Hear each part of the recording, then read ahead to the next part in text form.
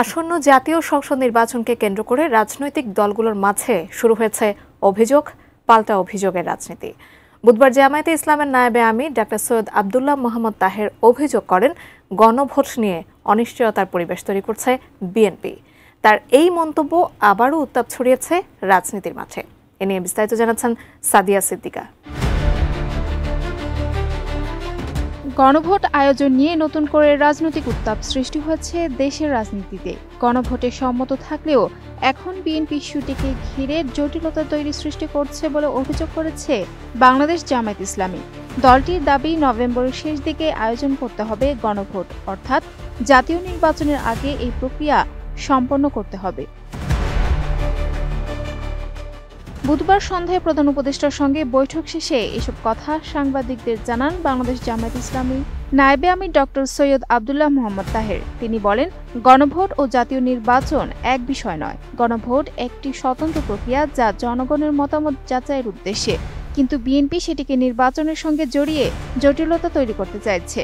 তাহের জানান, জামায়াত প্রধান উপদেষ্টার কাছে বিশেষ এক আদেশের মাধ্যমে জুলাই সনদকে সাংবিধানিক মর্যাদা দেওয়ার দাবি জানিয়েছে। RICL TMX যুগের পর যুগ স্থাপনা থাকে মজবুত। জুলাই সনদ প্রসঙ্গে তিনি আরো বলেন, রাজনৈতিক দলগুলো ইতোমধ্যে সনদে স্বাক্ষর করেছে। এখন প্রয়োজন এই সনদের আইনি ভিত্তি স্থাপন, বাস্তবায়ন এবং নির্বাচনের আগে জরুরি সংস্কারগুলো সম্পন্ন করা। তাহেরের অভিযোগ, বিএনপি মূলত গণভোট চায়নি, জনগণের চাপে রাজি হয়েছে, কিন্তু এখন প্যাচ লাগিয়ে রাখছে। তিনি বলেন, নির্বাচনের দিন গণভোট করলে আইনগত জটিলতা তৈরি হবে, তাই নভেম্বরের শেষে গণভোট আয়োজন করা জরুরি, যাতে পরবর্তী সময়ে জাতীয় নির্বাচনের জন্য যথেষ্ট সময় পাওয়া যায়।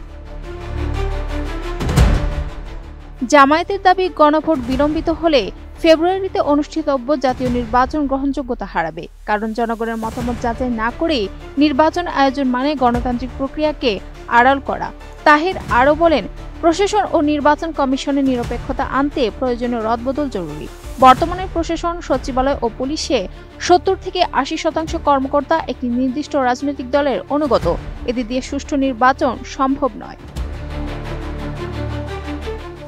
প্রধান উপদেষ্টা প্রশাসনিক পরিবর্তনের বিষয়ে আশ্বাস দিয়েছেন বলেও জানান জামায়াতের এই শীর্ষ নেতা।